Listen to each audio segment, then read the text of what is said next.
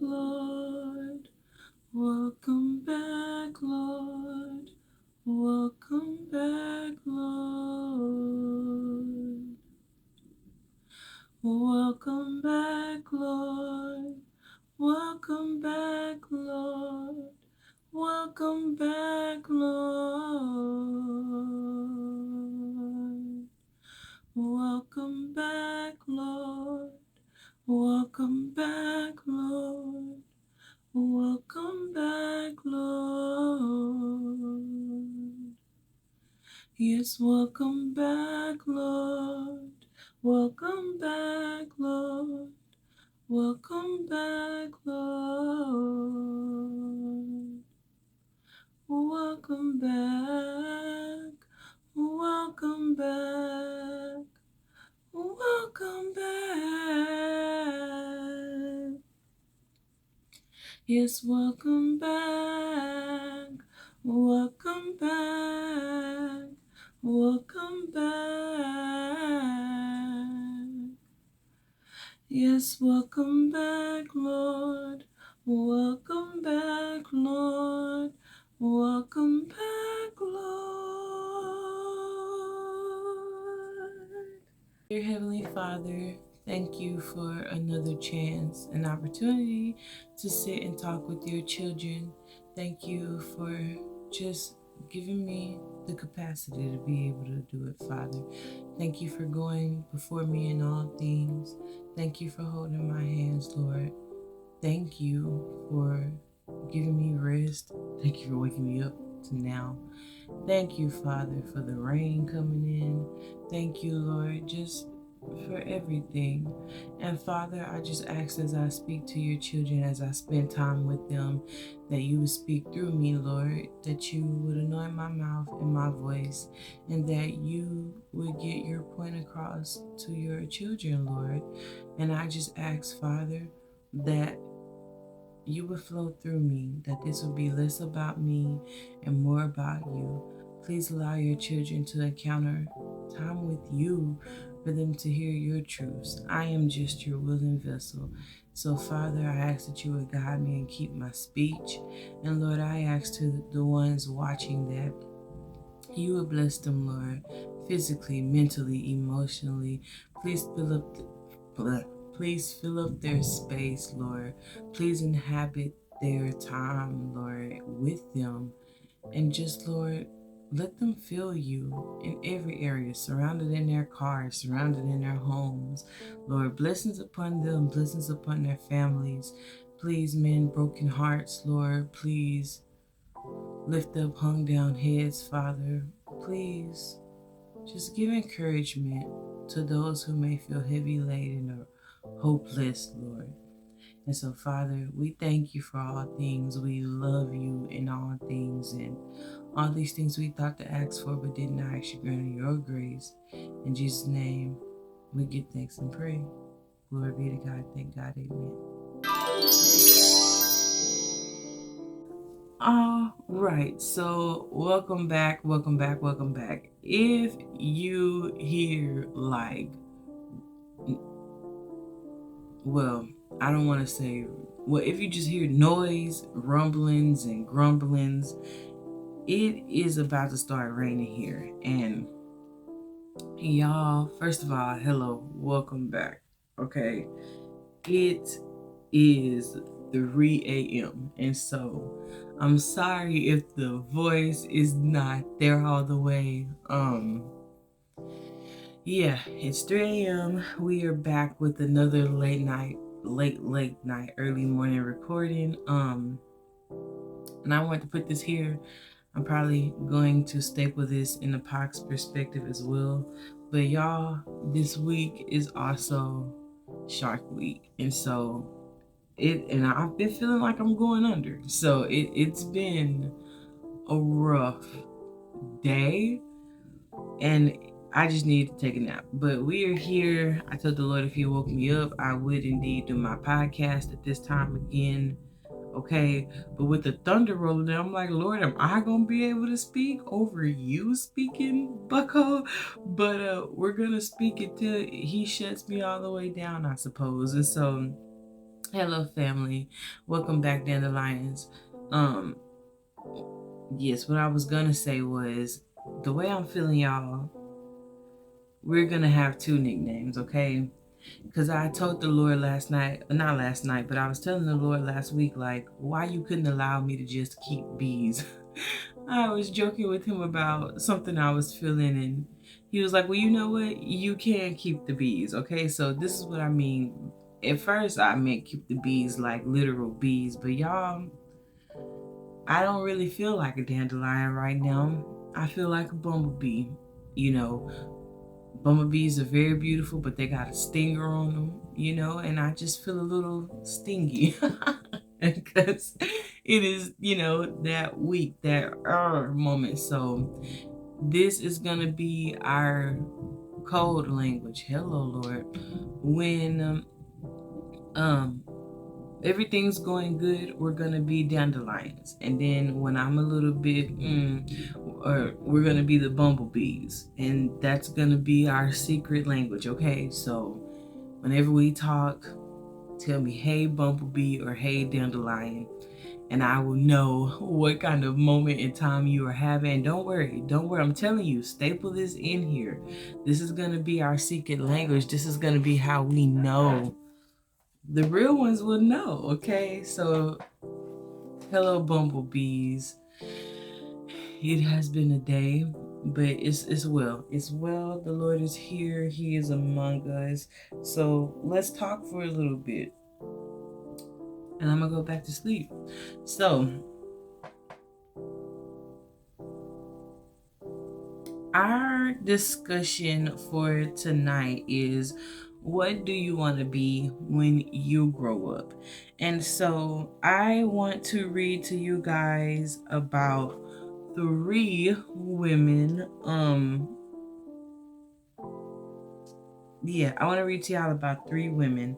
And so the first story we are going to is Hannah.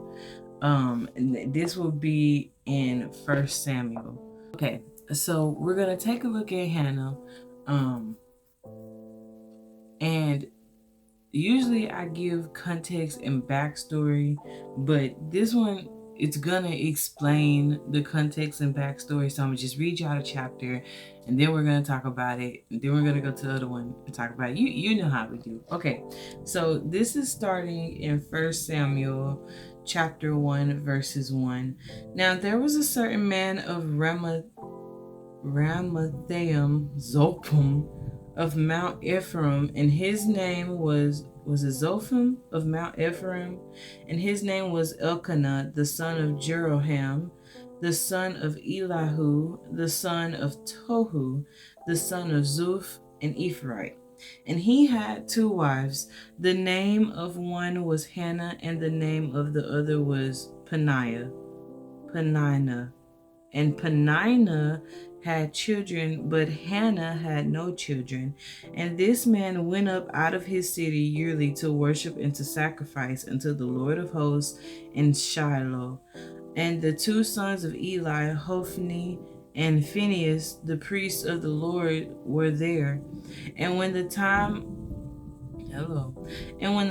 was that Elkanah offered, he gave to Peninnah his wife and to all her sons and her daughters portions. But unto Hannah he gave a worthy portion, for he loved Hannah. But the Lord has shut up her womb, and her adversary also provoked her sore, for to make her fret, because the Lord has shut up her womb. And as he did so year by year, when she went up to the house of the Lord, so she provoked her. Therefore she wept and did not eat. Then Elkanah her husband said to her, Hannah, why weepest thou, and why eatest thou not? And why is thou heart grieved? Am I not better to thee than 10 sons? So Hannah rose up after they had eaten in Shiloh, and after they had drunk. Now Eli the priest sat upon a seat by the post of the temple of the Lord, and she was in bitterness of soul and prayed unto the Lord and wept sore. And she vowed a vow and said, O Lord of hosts, if thou wilt indeed look on the affliction of thine handmaid and remember me, and not forget thine handmaid, but wilt give unto thine handmaid a man child, then I will give him unto the Lord all the days of his life, and there shall no razor come upon his head. And it came to pass, as she continued praying before the Lord, that Eli marked her mouth. Now Hannah, she spake in her heart, only her lips moved, but her voice was not heard. Therefore Eli thought she... Lord. Therefore Eli thought she had been drunk. And Eli said unto her, How long wilt thou be drunk? Put away thy wine from thee. And Hannah answered and said, No, my Lord, I am a woman of a sorrowful spirit. I have drunken neither wine nor strong drink, but have poured out my soul before the Lord. Count not thine handmaid for a daughter of Belial, but out of the abundance of my complaint and grief have I spoken hitherto. Then Eli answered and said, Go in peace, and the God of Israel grant thee thy petition that thou hast asked of him. And she said, Let thine handmaid find grace in thy sight. So the woman went her way and did eat, and her countenance was no more sad. And they rose up in the morning early and worshipped before the Lord, and returned and came to their house to Ramah. And Elkanah knew Hannah his wife, and the Lord remembered her. Wherefore it came to pass, when the time was come about after Hannah had conceived, that she bare a son, and called his name Samuel, saying, Because I have asked him of the Lord. And the man Elkanah and all his house went up unto the Lord. Went up to offer unto the Lord the yearly sacrifice and his vow. But Hannah went not up, for she said unto her husband, I will not go up until the child be weaned, and then I will bring him, that he may appear before the Lord, and there abide forever. And Elkanah her husband said unto her, Do what seemeth thee good. Tarry until thou have weaned him. Only the Lord established his word. So the woman abode and gave her son suck until she weaned him. Okay. I want to read y'all this other chapter because it has some more stuff up in there that was very, very but there, when I was reading, there was this one scripture and I wanted to read it to y'all. So it's it's 1 Samuel chapter 2 verses 2, and it says, There is none holy as the Lord, for there is none besides thee, neither is there any rock like our God. Okay, now we're gonna jump down here from 18 to 21 in the same chapter 2. But Samuel ministered before the Lord, being a child girded with the linen ephod. Moreover, his mother made him a little coat and brought it to him from year to year when she came up with her husband to offer the yearly sacrifice. And Eli blessed Elkanah and his wife and said, The Lord gave the seed of this woman for the loan which is lent to the Lord. And they went unto their own home. And the Lord visited Hannah so that she conceived and bare 3 sons and 2 daughters. And the child Samuel grew before the Lord. Okay, so let's talk about this before we go on. So there was a lady named Hannah, right? To break it down, there was a lady named Hannah. She was married. Okay, his name was Elkanah.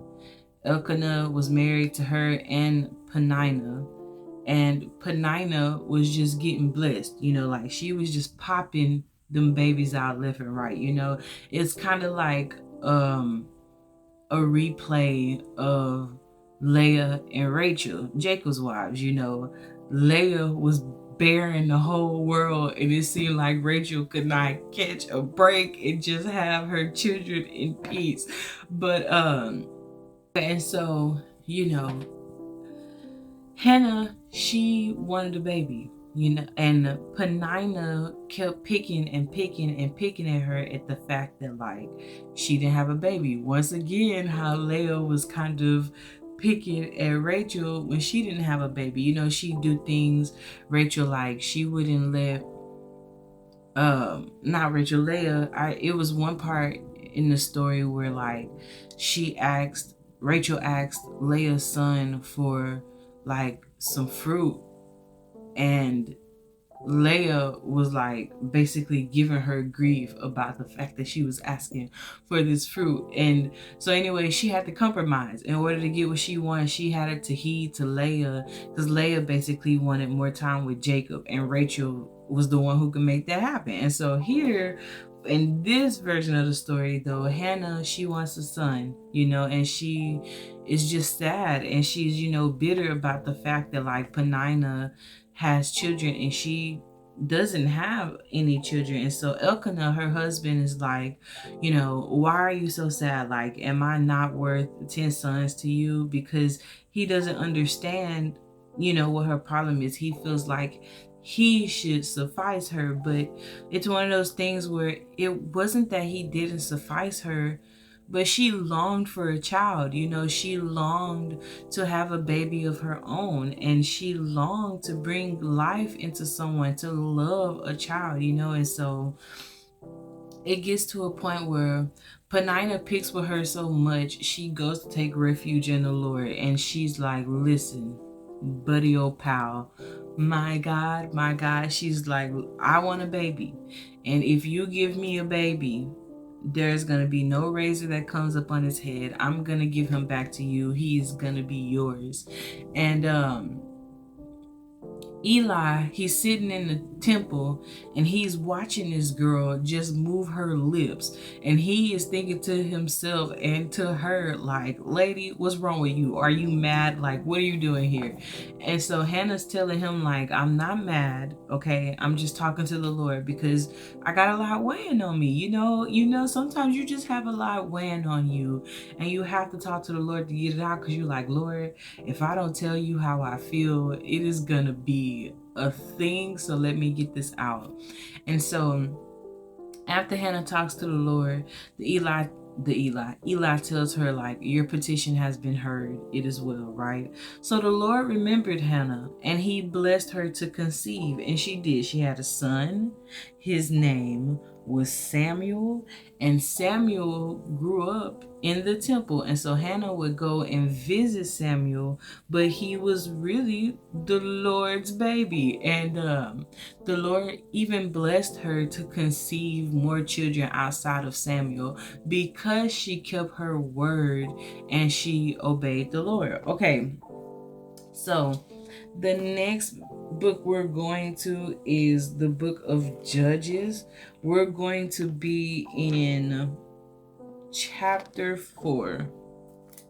So I'm going to read you guys verse 4 through verse 24. So buckle up, because this one is a little scandalous. And Deborah, a prophetess, the wife of Lapidoth, she judged Israel at that time, and she dwelt under the palm tree of Deborah between Ramah and Bethel and Mount Ephraim, and the children of Israel came up to her for judgment. And she sent and called Barak, the son of Abinoam, out of Kadesh Naphtali, and said unto him, hath not the Lord God of Israel commanded, saying, go and draw toward the Mount Tabor, and take with thee 10,000 men of the children of Naphtali and of the children of Zebulun, and I will draw unto thee to the river Kishon Sisera, the captain of Jabin's army, with his chariots and his multitude, and I will deliver him into thine hand. And Barak said unto her, if thou wilt go with me, then I will go, but if thou wilt not go with me, then I will not go. And she said, I will surely go with thee, notwithstanding the journey that thou takest shall not be for thine honor, for the Lord shall sell Sisera into the hand of a woman. And Deborah arose and went with Barak to Kadesh. And Barak called Zebulun and Naphtali to Kadesh, and he went up with 10,000 men at his feet. And Deborah went up with him. Now Heber the Kenite, which was of the children of Hobab, the father-in-law of Moses, had severed himself from the Kenites, and pitched his tent unto the plain of Zanaim, which is by Kadesh. And they shewed Sisera that Barak the son of Abinoam was gone up to Mount Tabor. And Sisera gathered together all his chariots, even 900 chariots of iron, and all the people that were with him from Harosheth of the Gentiles unto the river of Kishon. And Deborah said unto Barak, Up, for this is the day in which the Lord hath delivered Sisera into thine hand. Is not the Lord gone out before thee? So Barak went down from Mount Tabor, and 10,000 men after him. And the Lord discomfited Sisera and all his chariots and all his hosts with the edge of the sword before Barak, so that Sisera lighted down off his chariot and fled away on his feet. But Barak pursued after the chariots and after the hosts unto Harosheth of the Gentiles. Of the Gentiles, and all the hosts of Sisera fell upon the edge of the sword, and there was not a man left. Howbeit Sisera fled away on his foot to the tent of Jael, the wife of Heber the Kenite, for there was peace between Jabin the king Hazar and the house of Heber the Canaanite. And Jael went out to meet Sisera and said unto him, Turn in, my lord, turn in to me, fear not. And when he had turned in unto her into the tent, she covered him with a mantle. And he said unto her, Give me, I pray thee, a little water to drink, for I am thirsty. And she opened a bottle of milk and gave him drink and covered him. Again he said to her, Stand in the door of the tent, and it shall be, when any man doeth come to inquire of thee, and say, Is there any man here that thou shalt say no? Then Jael, Heber's wife, took a nail of the tent and took a hammer in her hand, and went softly unto him, and smote the nail into his temples, and fastened it to the ground, fastened it into the ground, for he was fast asleep and weary, so he died. And behold, as Barak pursued Sisera, Jael came out to meet him, and said unto him, Come, and I will shew thee the man whom thou seekest. And when he came into her tent, behold, Sisera lay dead, and the nail was in his temples. And God subdued on that day Jabin, the king of Canaan, before the children of Israel. And the hand of the children of Israel prospered and prevailed against Jabin, the king of Canaan, and until they had destroyed Jabin, the king of Canaan. Okay, Jabin. So, Deborah, which I fell in love with this lady when I even found out that she existed. She is a judge in Israel. And now, Deborah, she's not really talked about much. Why? I don't know. But when I was told that there was a female judge in the Bible, I could not believe it. I had to go read it myself, and I was stunned because it's one of those things where, especially back in those days, women didn't really have like source of power or authority. I'm pretty sure it was much harder on them even then, to speak, to say anything, because they would be stoned back then. I can freely get on YouTube and tell you guys what the Lord has told me, but back then it wasn't so common. And so anyways, there's this judge lady, and she's telling the children of Israel, like, didn't the Lord tell y'all to go up and do this? And so Barak is like, listen, I'll go, but you got to go with me, because if you don't go with me, I'm not going to do it. So Deborah's like, I'm going to go. We're going to go into the bathroom, we're going to go into the battle. Like, the Lord is going to give us the victory, but the victory is not going to come by you. It's going to come by another woman. And I just find it so incredible that in this chapter about a woman judge, like, doing what the Lord told her to do, it was a female who ended up helping Israel get the victory. So they go up to Mount Tabor, and that's where they go to find Jabin. And so basically Jabin flees from them, and he turns into this tent of Jael, and she is the wife of this king or this guy named Heber. And so yeah, Heber's wife, she's like, come up in here, you know, and rest, because Jabin and Heber, there was peace between them, right? So he comes in, he lays down, he's telling her like, oh, I'm thirsty. So she fixes him something to drink. And then he tells her, oh, please stand guard by the door. And like, if people come in, you know, tell them that I'm not here, like, you know, because he's trying to like rest there, like he's trying to escape. And so anyways, Jael, she takes care of him. She, you know, gives him water or milk to drink. And as he's going to sleep, y'all, this lady takes a nail in the tent and she fastens it in his temple. Like, to me, that is so a nail. She took this man out with the nail in his sleep.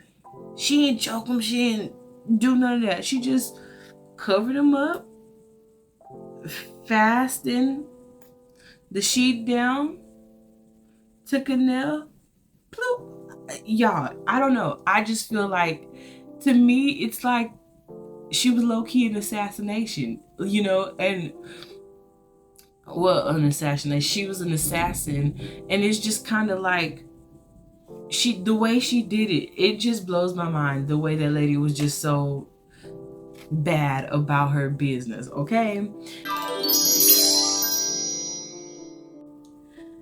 When I was younger, growing up was something I could not wait to do.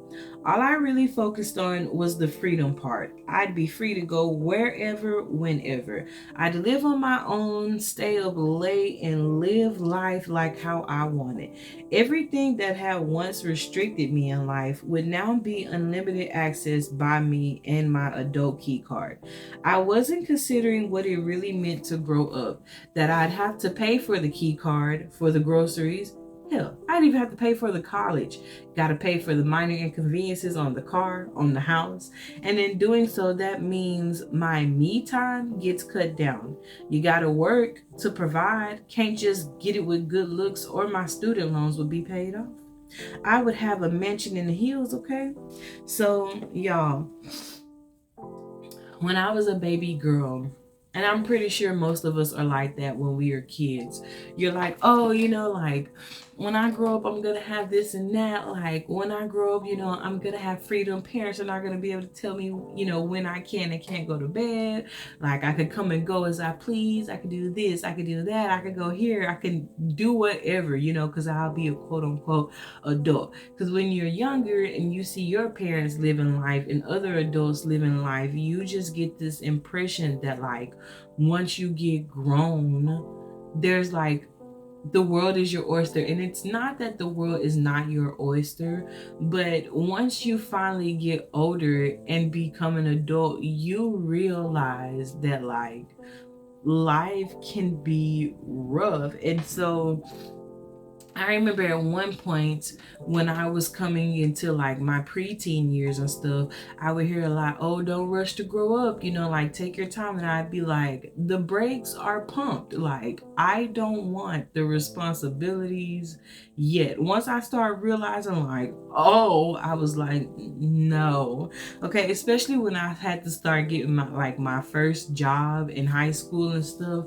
Man, times was rough. And I'm like, this is what adulting is. Like, this is what it is, you know? And I remember even when I first ever went to college, you know, and I started like trying to be a young lady, and you know, it was like, okay, yeah, you do got a car now, but now you got to get a job so you can put gas in the car because, you know, you got to work, you know, oh, you want some snacks on the weekend? Maybe you should get a job so you can get you some snacks on the weekend, you know? Things started to cost, and I was getting at that age where I could fend for myself, you know, like I had grown up. And you just start to realize when you get older, like adulting is fun and all, but being young is where it's at. Because true, you're young, you know, you feel like I can't do this, I can't go stay out late, I can't stay up to 12 and play my video game. Like life is life in the wrong ways. But That's what it's all about. Take your butt to bed because your mama said go to bed, all right? Because then you realize I can't stay up and play my game at 12 o'clock because I got to get up and clock in at 5 a.m. in the morning. So I got to go to bed at 8:55 because if I don't, it is going to be rough.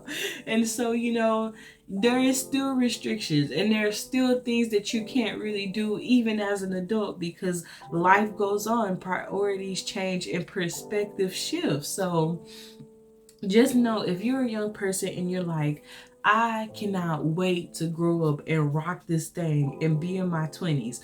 Pump your brakes because while the 20s is 20 and the 20s is 20 and do you hear me?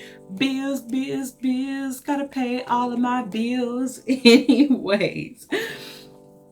Growing up also meant cutting losses. Sometimes you are barren. Certain hopes die. Certain dreams feel lost. The party that once surrounded you has moved to someone else's house.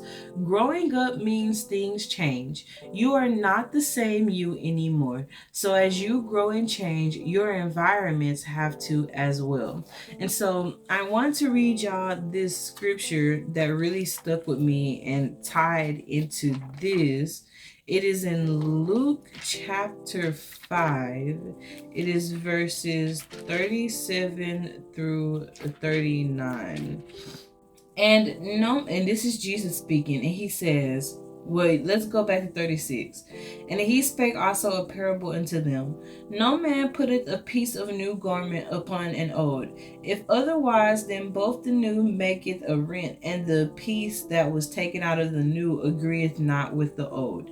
And no man putteth new wine into old bottles, else the new wine will burst the bottles and be spilled, and the bottles shall perish.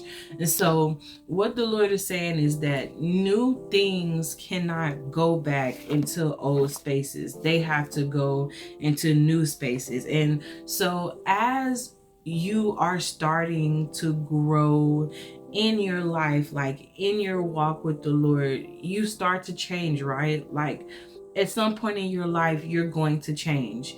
You're going to change to better yourself. You're going to change because, you know, maybe you're tired of looking at things a certain way, or maybe, you know, there's just a shift within your heart or within your mind, and you realize, like, I no longer want these logics, or I want to think about things this way. Like, for me personally, when I started wanting to change and better myself, it was because I had re-encountered the Lord, you know, like I had strayed away, but I came back home and, you know, we had this, I had had a beautiful revelation of God, and I had also been allowed to see myself. I feel like the Lord truly revealed to me myself, and I did not like what I had saw, you know, and so I went, and I have been going under this dramatic change, but in the process, that means that I am no longer the same person that I once was, you know, like I know more things now, like my wisdom has increased in the Lord, you know,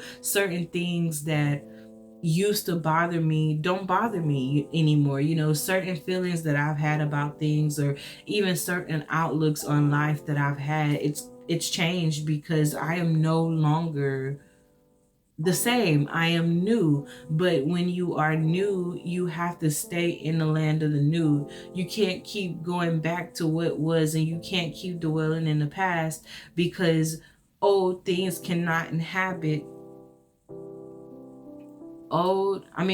new wine cannot be inhabited in old bottles. So when the Lord is changing you and he's transforming you and he's helping you to see like errors of your thinking, of our thinking, when he's helping us, because it's an us thing, when he helps us see who we are and we start to change, we have to stay changed. We can't change and then go back and like try to do old things, you know, or try to go back into old spaces. You have to be new. Like you have to stay where it is you are, you know, you are new. So you have to dwell in your land of newness. You can't go back, friends. Okay.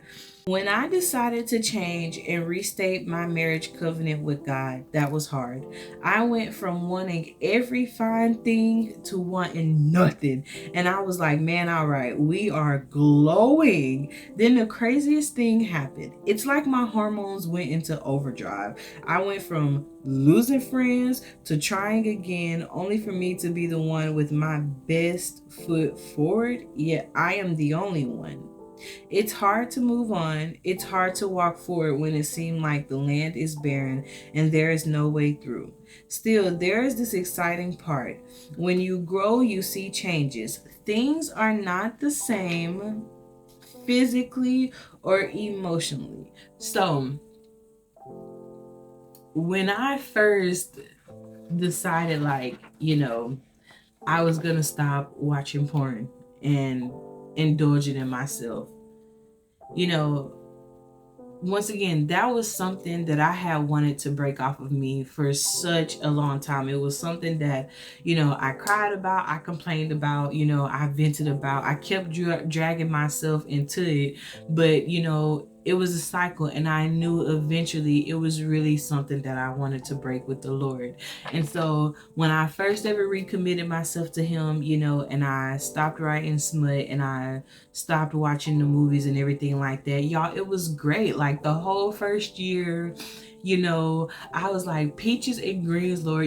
I didn't want for nobody. I didn't want for anything. And I had moments where I was like, well, Lord, where my husband did, especially because I assumed, or I wanted to be married by 27. And so when the year was rolling around, as it was time for me to get 27, I was like, well, man, Lord, like, is he coming? Because, like, I'm ready for him. I believed I was ready for him. And so everything was great. I was great. It was like we were not bothered. We were out here planting grapes and grass and greens and everything good, smelling flowers. It was like my mind was clear. But y'all,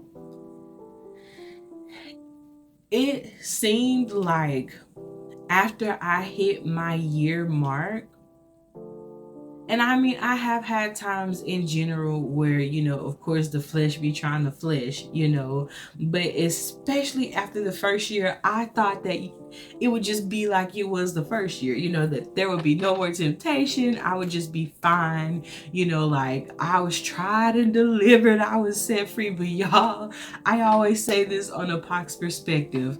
The Lord made some beautiful sons, okay? The Lord, his men, his sons are beautiful, and you have to keep your eyes focused on the prize, okay?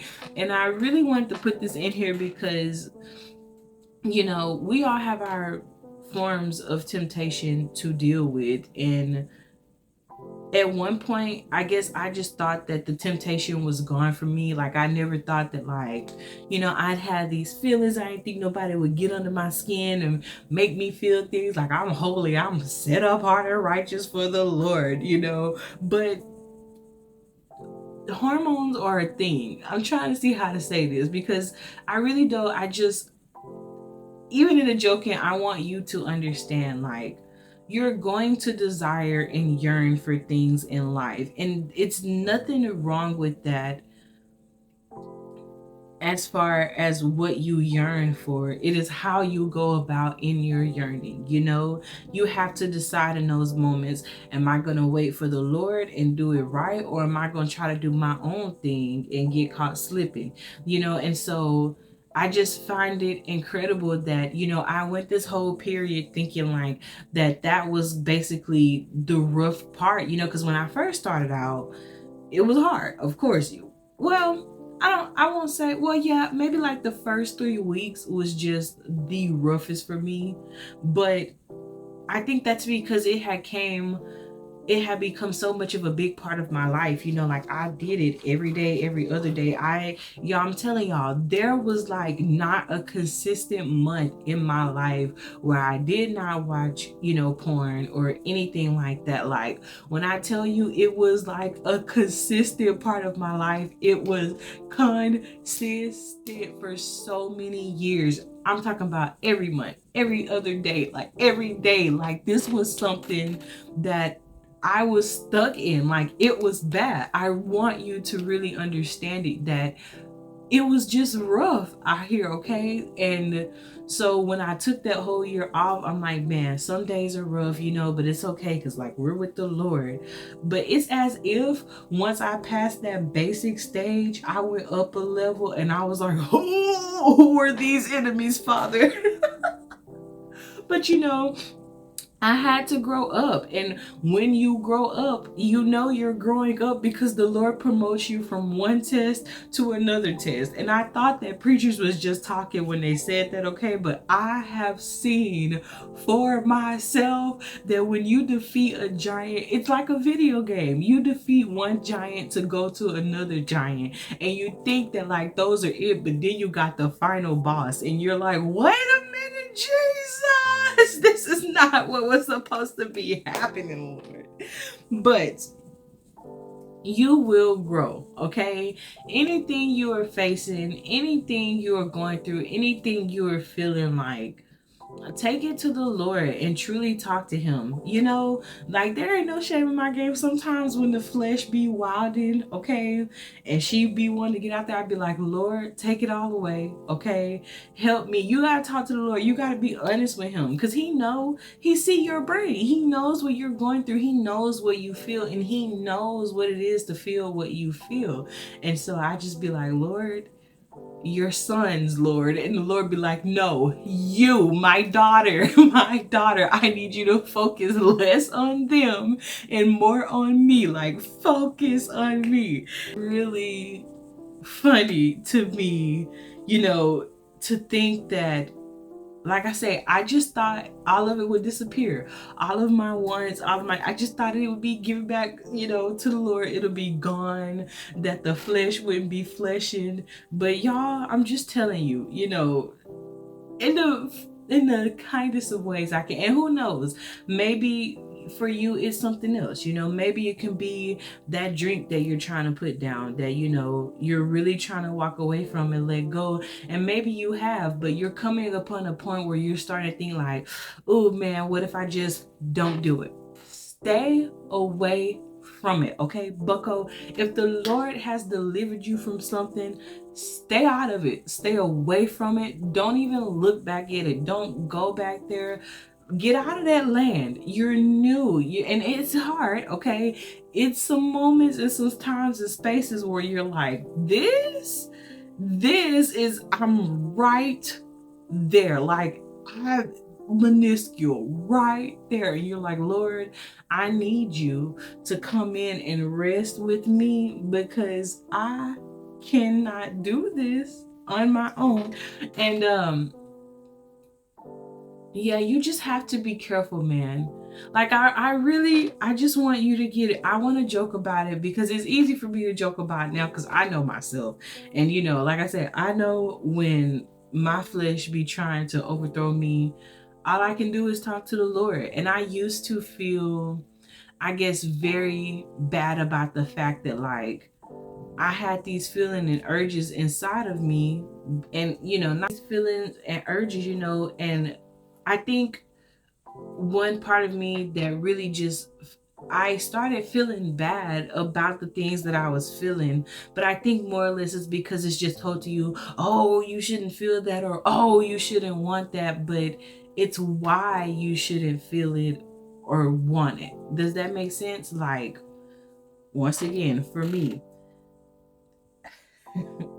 I can't just be out here popping it for a real one, I gotta say that for my husband, because that's what I told the Lord I want to do. And once again, please, if you have done that, don't ever feel, anybody watching this video, I don't ever want you to feel like you're judged, or like I'm sitting here trying to rain down on you and make you feel bad about yourself, because that's not the case.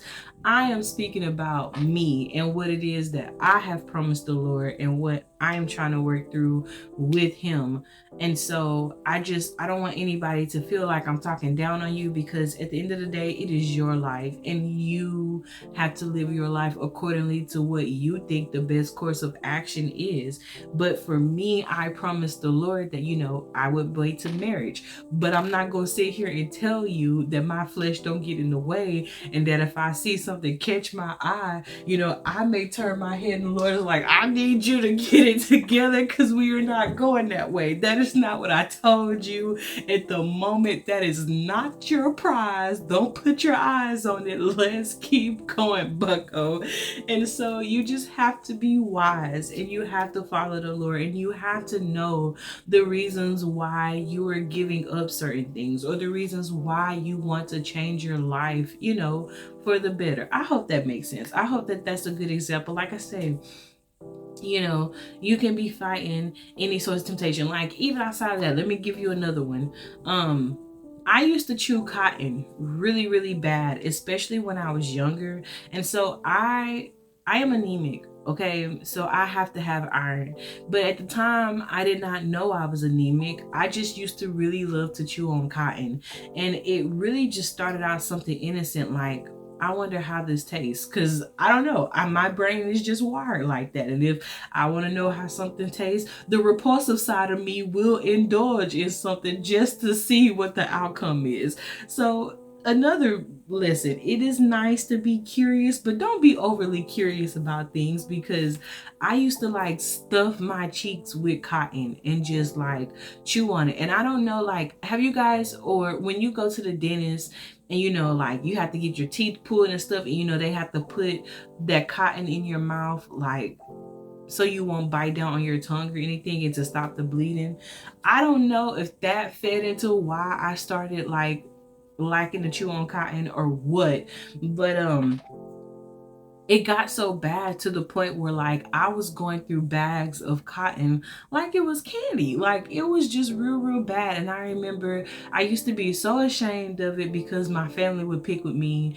And one time I had fell asleep at my grandma's house, and y'all, I had my head laid back in a mouthful of cotton balls, and they were cracking up laughing, and I was so embarrassed. And that was also another thing that I had to break, because the only time that I chewed cotton or that I wanted cotton was when my iron was low. And when I found out that I was anemic, I got on iron pills, and that started to help cut the cravings. But then it like stayed. Well, I stopped taking my iron pills because I stopped really having periods, because I gained weight. And so then, as I stopped taking iron pills, I started chewing cotton again. And so chewing cotton was also something that, I had to promise the Lord that I wouldn't do anymore, because I don't know what they put in cotton. Like, there's all kinds of chemicals in this stuff, and you're just putting it in your mouth, chewing on it. And not only that, but like, my ancestors had to pick this crap, and I'm just out here eating it. Like, this is not what my ancestors was in the fields for. The disrespect, the level of disrespect was just not there. And so, that was something, that was an addiction that I had to stop, and that I wanted to break. And I just, it reminded me, for me, it felt like it tied back into my porn addiction, because I only went to porn when I felt like I was longing for something, when I was needing something. And in both cases, what I really needed was the Lord. And also my iron pill, but he told me that I was anemic, so I just should have been taking my iron pills, okay? Because that was my lack thereof, and I knew it. And so, switching courses a little bit from that, because I want to get to this other staple. But just remember, sometimes you grow up, and you just have to grow up, And so, let me read this part. Growing up means experiencing God in a new way. And to be honest, it can be overwhelmingly real and it can get overwhelmingly real and real fast.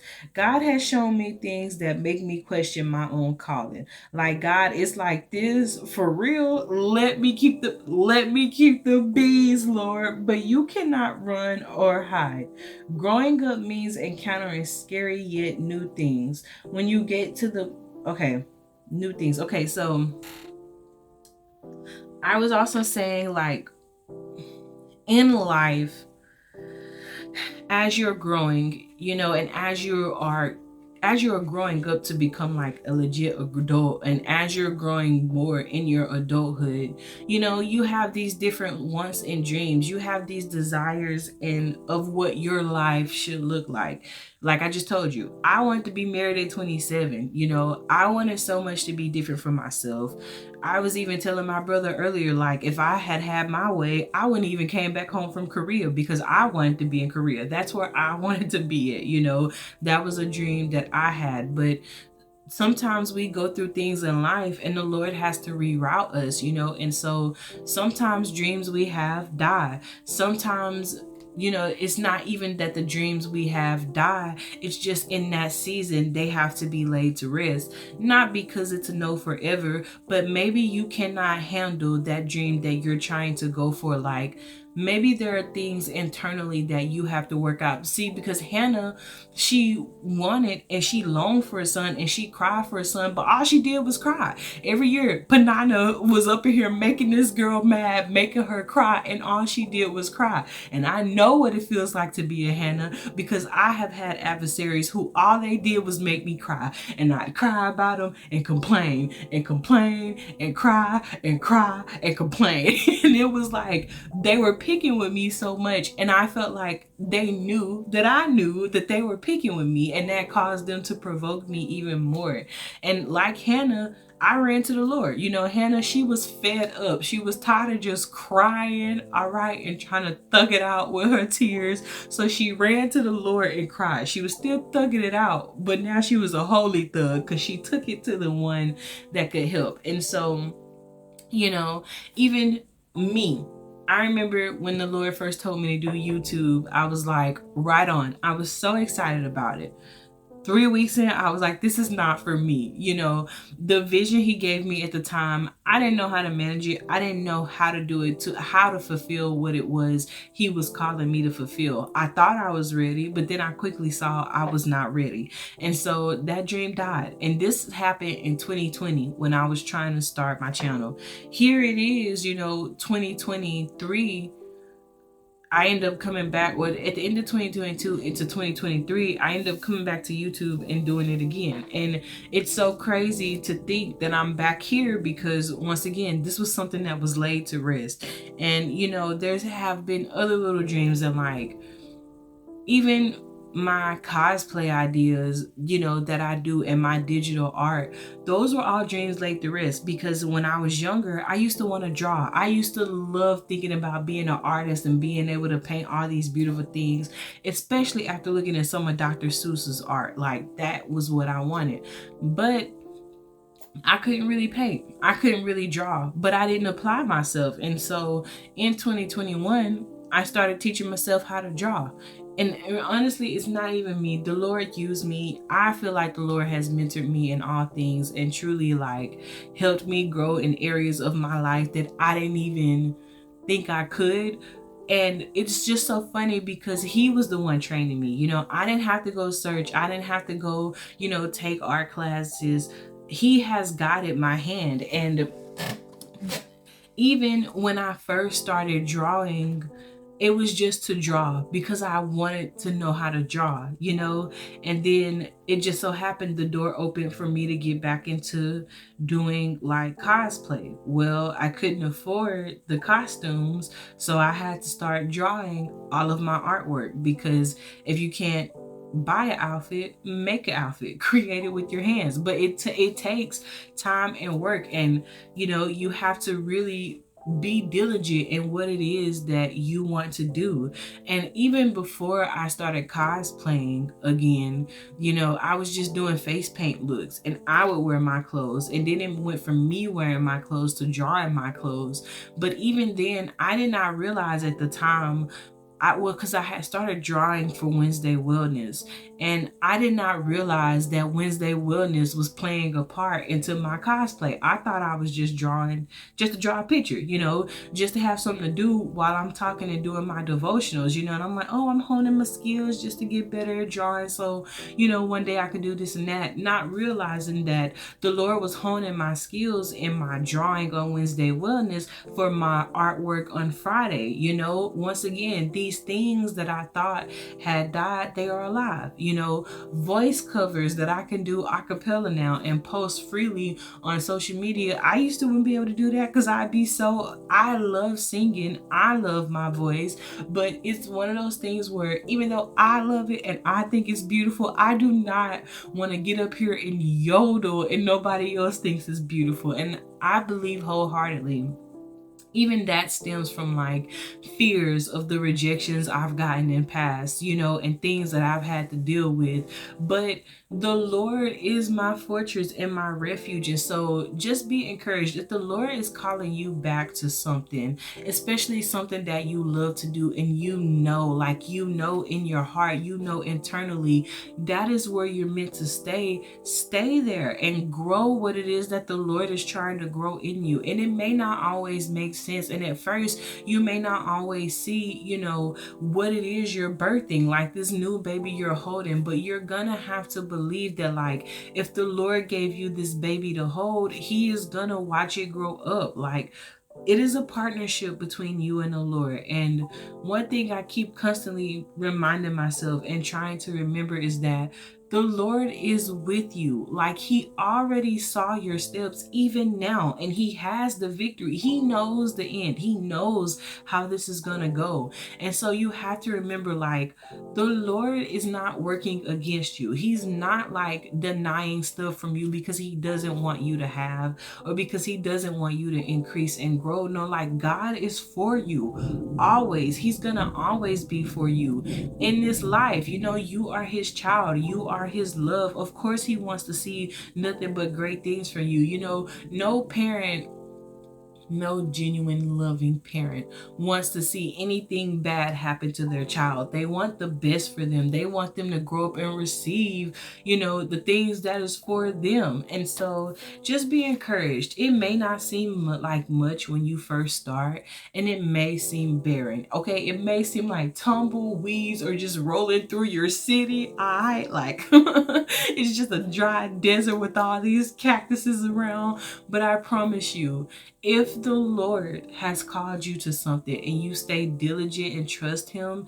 it is gonna work itself out. You know, so many things have happened in my life in this past year that I wouldn't have even expected to happen, you know? And it's so wild to think that when the Lord told me, like, you know, oh, I'm gonna right this wrong, or like, this is gonna get better, it actually got better. You know, I can see the growth in me and in many areas of my life, and it's just amazing to see. And so when you get to a place of maturity, then the Lord can grow you and show you things. Not only does he trust you, but now you are more aware of him, how he moves and speaks. God couldn't give 20-year-old Sarai her promised child. She was not ready, nor was the times. The woman carried her uncleanness, her loneliness, her abandonment for 12 years. The woman with the issue of blood, she carried her uncleanness, her loneliness, and her abandonment for 12 years. Esther had to learn what true courage was. You have to be willing to grow, even when it's tough, when it hurts, when you feel crazy and alone. The best of you is still yet to come, and it's only by growing up do you get there. So what do you want to be when you grow up? So I'm gonna ask you, what do you want to be when you grow up? What is it that, and you can still be an adult and answer this, because I'm gonna tell you my answer, but what do you want to be when you grow up? You know, I was listening to this Pussycat Dolls song last year. Y'all know that song, When I Grow Up, last week. I want to be famous, I want to be a star, I want to be in movies. You remember that song? be on TV, people love me. And I used to remember when I was a kid, I used to dance to that song because that was my motto. When I grew up, that was what I wanted to be, for all the reasons that they listed on the song. And it was one of those things where I hadn't heard that song in forever in a day. And so last week when I heard it, it was bringing back a lot of memories and emotions for me. But it was like the Lord was asking me, what do you want to be when you grow up? Like Hannah, she had to grow up. She could have just kept crying. Hannah could have just wept all day long, every day, and just been bitter and sad for all her life. But she had to grow up, At one point, she had to realize, like, I gotta stop crying. There has to be a better way to do this. Or if I cry, the one I cry to, he gotta be the Lord, because it's not gonna change itself if it's not the Lord, Esther, she had to have courage. Mordecai was like, look, you're not hearing me. You need to speak, because if you don't, you and your house will fall. But who knows if you've been created for such a time as this? Esther was like, I ain't going in there with the king. And Mordecai was like, yes, you will. Okay. He was like, you are going in there. And, even Sarah, I stapled her in here because, her and Abraham, I'm pretty sure it probably was hard for Sarah, because you have to remember, Sarah, she and Abraham were half brothers and half sisters, and under their father they were idol worshiping. They were in a land of abundance, and great wealth and stuff, but they were idol worshiping. And the Lord tells Abraham and Sarah to leave all that they know to come and follow and worship him. They had to grow up in order to follow the Lord and truly be after him. And Sarah had to grow up and trust and believe that the Lord would take care of her, even though, she kept seeing this promise and it was nowhere to be found. She even laughed at the Lord. She was like, ha, ha, ha, ha, ha. Like, I did grow up. I am old and barren, Lord, and you're telling me I'm gonna have a child in these old bones? I don't think so. And so, you do have to grow up when you're following after God, and not saying that, as you grow, you're not going to have hardships, because life be lifing, and life can be real, and life can get really real and really fast. What I just said, but it really can. Things can happen in life that literally rock you to the core, and you have to be rooted in God, and you have to know, even though this is frustrating, and even though I don't like this stage, everything that I'm going through in this stage is for my next stage, for my final stage. It's like you're working in stages to get to the final promised stage of where our Father told you would be. And so, when I was younger, when I grew up, what I thought I wanted was to be on stage.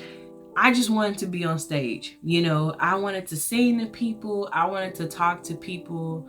I wanted to encourage people, And I remember at one point when I was younger, the fame that I wanted, it was just for the sake of having fame. It was just for the sake of having attention, like, want to be on TV. I was like, when I grow up and make something out of myself, y'all are gonna feel it. Y'all are gonna regret the day y'all ever, just wanting these worldly things. That's what I wanted, And so back then too, the way I wanted to be there for people and live my life, it was like this, but in a worldly version. I ain't gonna lie, there was some outfits that the Lord, I know he was like, put it down, because I was trying to pick it up, and so but that was the life I wanted to live, because that was the life I saw. And as I got older, and as I started to just really grow more in life, I just realized I wanted to be there for people. I wanted to really listen and comfort people and like stand up for people and tell people like, I know you're hurting and I know what it's like to hurt. Like, I know what it's like to cry yourself to sleep. Like, I've been in those shoes. And so now as I'm continuing to grow up, and I feel like I have grown up a lot from where I was, you know, I aspire to be here for people. I just want to be God's daughter. I want to show that like you can live this life and you can live it in a respectable and peaceable way with God and with men. You know, I want to show that like compassion is a thing, that kindness is a thing, that you can be sensitive, you know, and feel your emotions and still make great decisions. You don't have to abandon your emotions to make, you know, these tough decisions. You don't have to change yourself, and you don't have to conform to this world and fit into these ideologies of what life is. Follow after God and decide for yourself what life looks like for you. And so I feel like now I am becoming the best version of myself, for myself and for the people around me. You know, I am growing up to show God's love through me, because listen, if he can take me, if he can change me, if he can make it better in this world, just know that like he can make it better. He can deliver you, okay, and help you out of some things, because I've been in some things. I've been in some places and some spaces that, you know, quite frankly, I shouldn't have walked away from, but I feel like if I shouldn't have, then I just wouldn't have walked away from it. So be so careful, because my mind just went blank. And I don't even remember what the heck I was just talking about. Okay, but yeah, y'all, just hello, that was so crazy. All right, you just got to be careful. All right, and as you are growing and as you are discovering what it is you want out of your life, the important thing to remember is that Jesus is your friend and he is your ally, and there is nothing you can go through in this world that the Lord ain't been through. He knows what it feels like to be tempted, to be tried, to be upset, to be frustrated, you know. And there's just a lot of things in life that I used to let stress me out that I just don't desire to be stressed out about anymore. You know, I had to learn how to, and I am having to learn how to be okay with just loving people where they're at. You know, one thing I was guilty of is like, if I did something for a person but they couldn't meet me where I was at, I get mad, I get frustrated, because I feel like the level of energy I'm putting into you is obviously not the level I'm getting back. And sometimes you have to move on from people like that. But even in those seasons where you pour into people and they may not pour back into you, that's okay.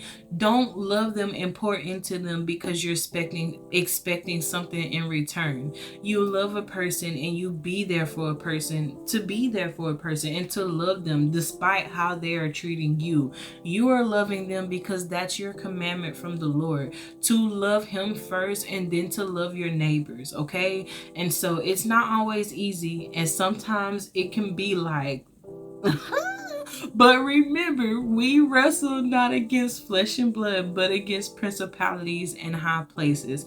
So I will ask you again, what do you want to be when you grow up? So as I draw this out to a close, because the rain is coming down outside. Okay, I need this open. So as I'm drawing to a close, friends, really just think about what it is you want to be when you grow up. You know, like, how do you want your life to look when you're 30, when you're 50? Like, when you look back on it and all is said and done, when you have your generations, if you want generations, and if not, just when you look back over your life, you know, when you're at that place where you're finally thinking like, man, these years have been amazing because of such and such. What is it that you desire to have?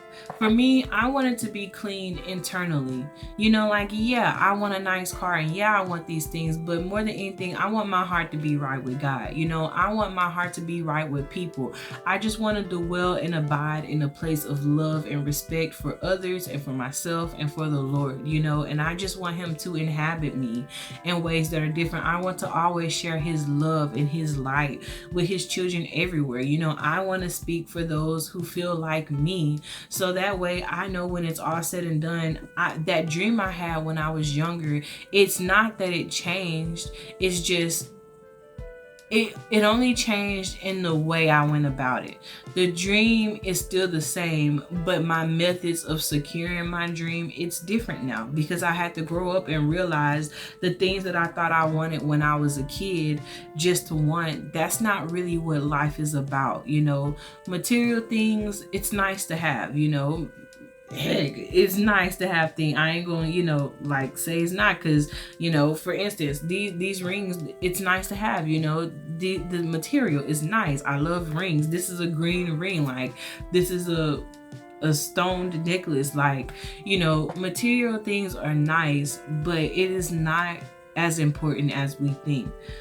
The most important nice thing is from the Lord. It's getting your heart right with him and truly having a relationship with you. Because I'm telling you, once he fills voids inside of you and he becomes your defender, he will right wrongs concerning you, and he is gentle with you, and he's patient, and he's there with you, and life just feels so much better with God. Yes, there's temptation. Yes, I be about to like just, but the Lord is my shepherd, you know, and I know that, first of all, I know in that moment, it's just my flesh trying to get out of pocket, because it's not like I even know what it is I want from that situation. But I know typically when I feel anything from my flesh, it is because I'm longing for something. And most of the times I'm really just longing for attention or love or time. And who do I find that in? I find that in the Lord, because he's right there, and he's always wanting your time. He's always wanting to be with you. He's always wanting to love on you. Like, you are his, and he wants a relationship with you. Any acknowledgement you give to the Lord, that makes his day. Like, he is crazy about you. He is in love with you. And so it just feels really nice now to know, like, a man is what I wanted. A man is what I got. And his name is Jesus, you know, and I can go to him at any time of the day. He's gonna listen to me. He's gonna sit with me, you know. He's gonna tell me things and give me comfort and give me joy and give me peace. So the things that I want and I desire now, they come in him, you know. He is how I want to do things. And as I have grown to love him more and understand more of his ways, y'all, it's just a love that's like no other. Like, nobody can love you like the Lord. Nobody will take care of you like the Lord. You know, I have tried to be in the world and to live this life, bro. I've tried to live this life, and there's just no other answer outside of God. You will fall, you will fall, you will fall, you will hit your butt, you will hit your head every time, you know. And it's not even to make a joke of you or to laugh at you. It's just to show you, like, the Lord is what you need, and he is where you need to be. So just be gentle on yourself, and just know that, like, the Lord loves you, and he wants what's best for you. And even if it doesn't seem like it in the time, and even if it seems like all your dreams are laid to rest, know that it's not so.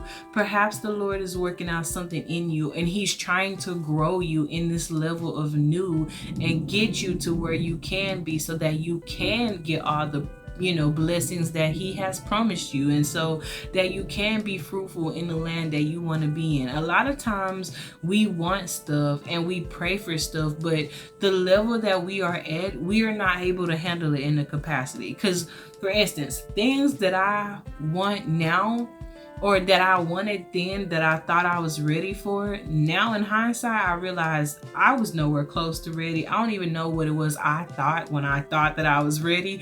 But now I realize, like, life is life, and okay? And sometimes, you know, I'd be like, Lord, I don't think I even want to go there. And he's like, this is what you said you wanted, so go. Put your big girl panties on. But you know, he is with you, and you just got to be careful. When you tell the Lord you want something and he finally gives it to you, you can't back down. You got to go. Okay, so just be encouraged that growing up is okay. It is okay to grow up, because at sometime we are all gonna have to grow up. And it doesn't matter if you're 50, you're still gonna have growing to do. You're always gonna grow as long as you walk with the Lord. So please just be encouraged that it is well. And I know, like, I was saying some real things, and sometimes I'd be like, Lord, am I gonna be that real? But you know, I think I sometimes get ashamed.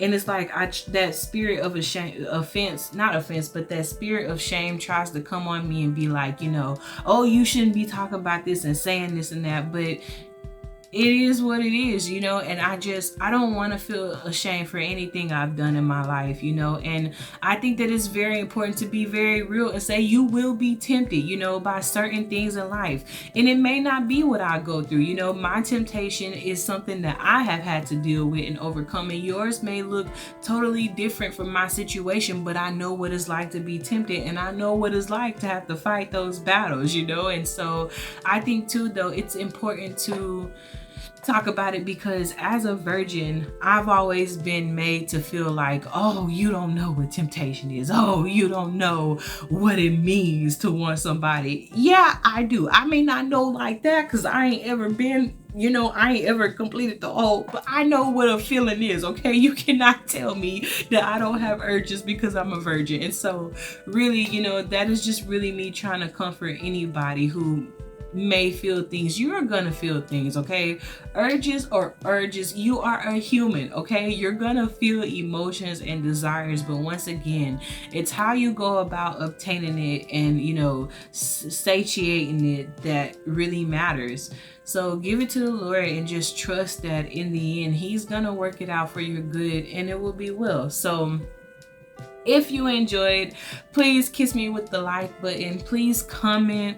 Tell me what you want to be when you grow up. Tell me an area in your life where the Lord has had to grow you, and you can look and see like, man, I've really grown. And even if you haven't grown yet, tell me an area in your life where you want to grow. Like, for instance, I still want to be okay with not being upset when people come in and out of my life, because you know, things are for seasons. People are in your lives for seasons. But I'm the type of person, when I love hard. So I want to pour into everybody, and I want them to stay close. But when the Lord doesn't want them to be close to me for whatever reason, you just got to let life happen, you know. And sometimes that can be hard, but I want to learn how to be okay, you know. Like, when I think I've made a friend, and when they go off and they start ignoring me and being distant, I want to be okay in that. And I just want to be okay with, like, letting it go and being like, you're great over there, I'm great over here. And that, once again, that's no shot at anybody. That's just me saying, like, where I want to be, because I'm very, very sensitive. And I'm the type of person, if you say you're my friend, you know, and then I turn around and you're not there, it's like, Lord, woe is me. All I wanted was a friend. But the Lord is my friend, okay? And he is my very best friend. And so as long as I got that man, it is well. I got what it is I wanted. So those are just some examples, all right? I'm trying to get it together, y'all. I'm functioning off of sleep, okay? And it's raining, and I really hope that I helped y'all in this video. And it is well. I believe I did. But really, in all seriousness, as serious as I can muster up at this 4 a.m. hour, just be encouraged. You know, the Lord is with you, and he's gonna make a way on your behalf. He already has, you know. We're just walking in it. But nothing that you feel or face is too far from God or lost on him. He knows all things. He feels all things. And he is the greatest source of comfort that you can ever have in this life. So just be encouraged. Know that you are not fighting this battle alone, okay? His children, we be out here beefing in these streets, okay? Holy wars. We be having holy wars, but the Lord fights our battle. All we have to do is abide and dwell. So we will do this. We will get through this. I believe in you. You can overcome anything in this world that you want to, as long as the Lord guides you and he is with you.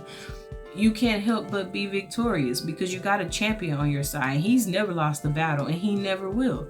And so just be encouraged. You have the greatest fighter on your team looking out for you, and he has your best interest at heart. And so thank you so much for listening with me, for rocking with me. You know, I encourage you to go and read these stories more in depth yourself, and just to really see what the Lord did in these ladies' lives, and you know, how it affected the people around them. Because like I say, it was really encouraging to read in the Bible about women who, you know, they were grown up in a sense of the way they carried themselves, the way they handled themselves. You know, they knew who the Lord was. They knew who their refuge was, you know. Now, JL, I'm gonna say she knew who the Lord was, okay? Because he used her in this story. But Deborah for sure knew who the Lord was. You know, she was his judge. Like, she was a boss lady. And Hannah, you know, she knew the Lord. And so, yeah, just know the Lord, because it's a great thing to know him. It's a great thing to be with him, and it's a great thing to let him just transform your life. You know, growing up, there are pangs and there are growing pains, but it's gonna be worth it, okay? So I'm gonna get out of here because I'm rambling and I don't want to hold you any longer, because I can keep going on and drilling the same thoughts in your head. But I'm gonna let you go, and I'm gonna go so I can do my other podcast and go back to sleep, okay? But please do always remember that the Lord does love and bless you. May he keep you. I love you, and I hope whenever you view this, you have an incredible day or an amazing night. Goodbye, guys.